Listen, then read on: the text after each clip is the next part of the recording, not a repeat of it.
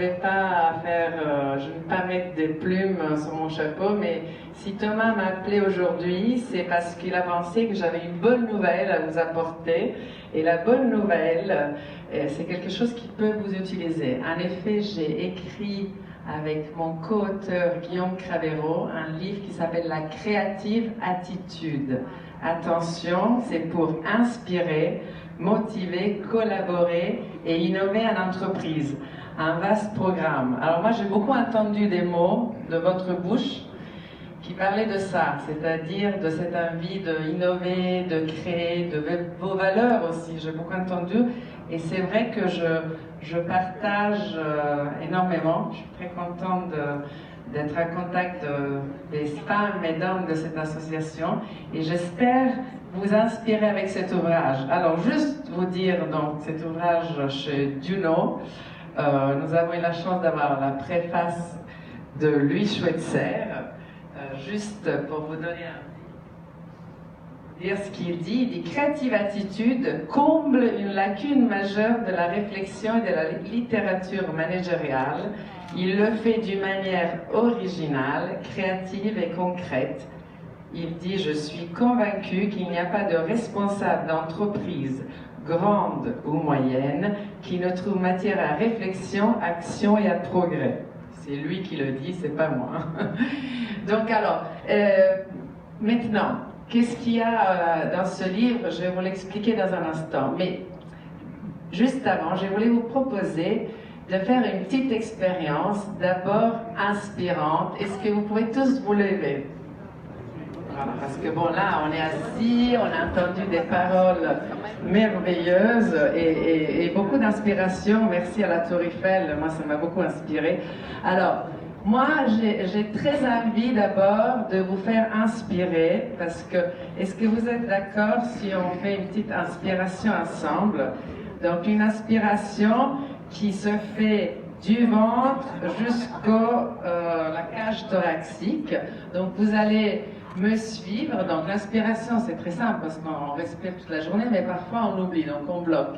Donc vous inspirez par le nez et vous expirez par la bouche et vous suivez les mouvements.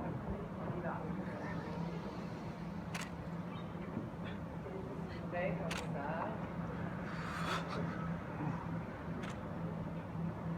Pas mal, on va la refaire. J'aime bien entendre aussi le bruit du souffle, comme la mer. Donc on va faire soleil et mer, on y va.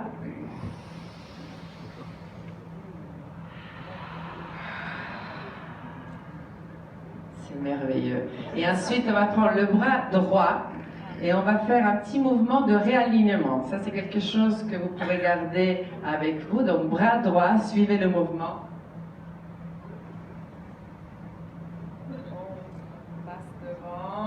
Et on tourne jusqu'au pied. C'est un mouvement d'ancrage. Bras gauche. On descend et on tourne. Tout ça en respirant. Et ensuite les deux bras.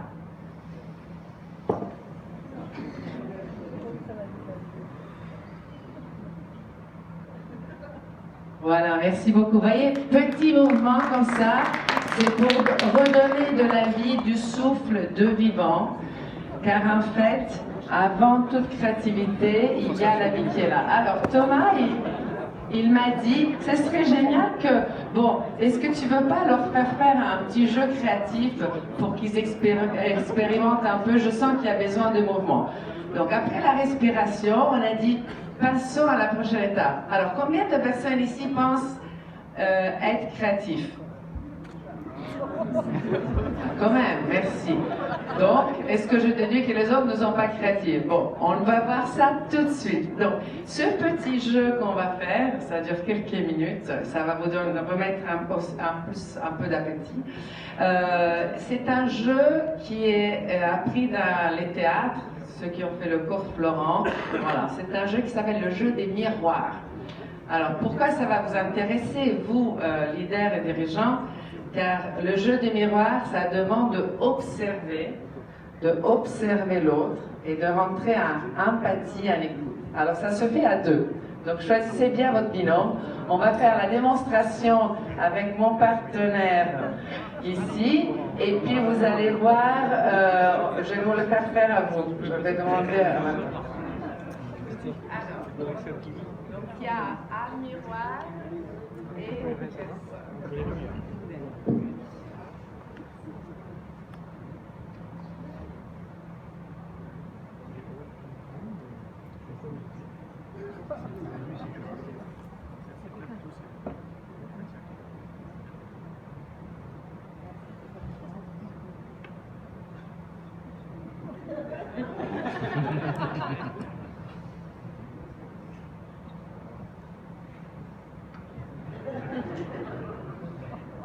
Voilà.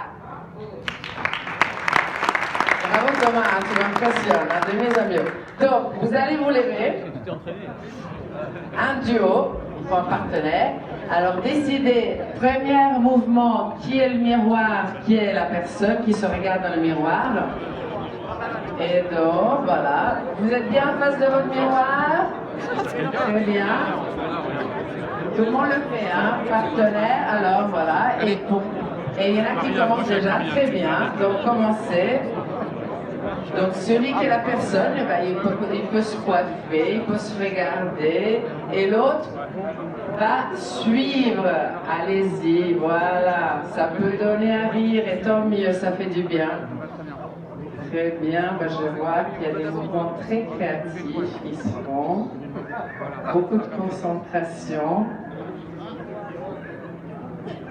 Très bien, ce qui est extraordinaire, c'est que nous, de l'extérieur, on ne sait plus qui est miroir et qui est personne.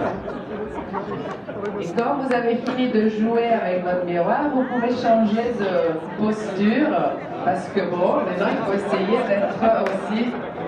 Voilà.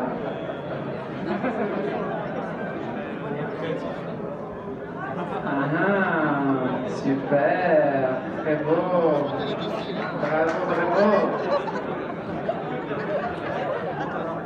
Il y en a qui prennent beaucoup de goût. On va essayer alors.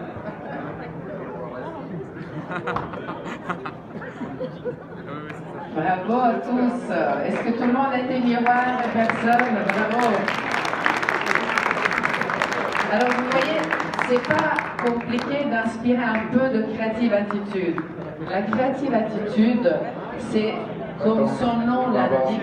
Et surtout, je voudrais rajouter, en fait, c'est un simple exercice que vous pouvez faire dans le sport, mais en fait, on n'écoute pas assez l'autre et ça fait écho à listening responding. Donc effectivement, quand vous écoutez vos collaborateurs au quotidien, vous êtes dans l'empathie, dans le miroir, ça vous permet d'observer, de bien entendre, et au niveau managérial, c'est toujours intéressant. C'est comme ça que j'ai décodé. Voilà, effectivement. Alors, qu'est-ce que c'est que cette créative attitude? C'est cet état d'esprit ouvert, curieux au monde, mais aussi en connexion avec nos sens et nos émotions. C'est-à-dire, on l'entend, on le vit, le monde qui bouge à une vitesse incroyable. On a besoin, tout le monde parle de transformation, de digital, certes, mais ça ne fait pas tout seul. C'est-à-dire que nous, en tant qu'êtres humains, pour être aussi agile, il faut qu'on exercice cette écoute, cette intuition. Et ça, on peut le faire par la connexion à nos sens. Alors, si je vous parle de beaucoup de sens et d'expérience artistique, c'est que après avoir exercé ma carrière dans des grands groupes, pas Orange, mais j'ai commencé chez L'Oréal dans le marketing, et ensuite chez Renault à la direction stratégie de marque et direction de communication. J'ai quitté le monde de la grande entreprise parce que j'avais une expérimentation sur moi-même, passionnée d'art, de sculpture et de théâtre. J'ai vu à quel point ça pouvait me faire grandir en tant que personne et que ça pouvait apporter à l'entreprise. Donc j'ai pris le pari, j'ai risqué et j'ai créé ma petite entreprise qui s'appelle Sensi. En italien, Sensi, c'est l'essence. C'est l'essence du sensoriel, c'est l'essence aussi de quel sens on va donner et le sens de la direction. Alors Sensi Atelier Art Sens, ça fait 10 ans que j'amène dans des grands groupes comme le vôtre, au niveau des dirigeants, de leurs équipes, et des collaborateurs ces expériences artistiques et sensorielles de toutes sortes. Ça va du chant, de la comédie musicale, de la peinture, du street art, de la sculpture. Et c'est pas pour faire du ludique, c'est pas pour faire du team building, c'est pas juste pour amuser la galerie, mais c'est vraiment, j'ai découvert, et mes clients et ceux qui expérimentent me le disent, c'est qu'en vous mettant et en mettant vos équipes et vos collaborateurs dans cette expérience, vous les sortez de leur zone de confort, vous ouvrez les yeux et le regard sur autre chose. Aujourd'hui, on doit tous se secouer de nos habitudes, on prend des habitudes et on ne peut pas apprendre, on ne peut pas évoluer si on ne va pas chercher ailleurs, si on ne mouille pas son pied dans l'eau froide. Voilà, il faut réveiller le vivant qui est en nous. Ça se fait par des expériences, et évidemment en douceur, hein, on ne va pas bousculer les gens, mais je vous assure que quand les personnes font ces expériences, il ne faut pas beaucoup de temps pour que il devient beaucoup plus ouvert, beaucoup plus innovant et qu'il y a une transformation qui s'opère. Nous tous ici, nous sommes les premiers à souffler cette transformation dans nos équipes. Donc nous donnons l'exemple. Voilà ce qu'on a voulu faire avec Creative Attitude. Vous allez trouver des témoignages à la rencontre de ces femmes et hommes qui aujourd'hui mettent la créativité au cœur. Il y a des gens de chez Orange qui ont témoigné, donc vous allez vous amuser. Il y a des cas aussi d'entreprises bien pratiques parce que c'est bien beau ce que je vous parle, mais concrètement, ça sert à quoi? Ça sert à quoi de faire un atelier sculpture? Ben là, vous allez trouver un exemple d'une société d'ingénierie qui a trouvé des solutions concrètes pour sortir de la crise. Un comité de direction d'hommes qui se sont mis à faire de la sculpture comme Rodin devant un modèle vivant avec un bloc de terre. Ils ont vu et ils ont trouvé les solutions. Ben, c'est pas bien ça? Oui, moi je dis que oui. Et enfin, juste pour rester dans le concret, on a mis des exercices.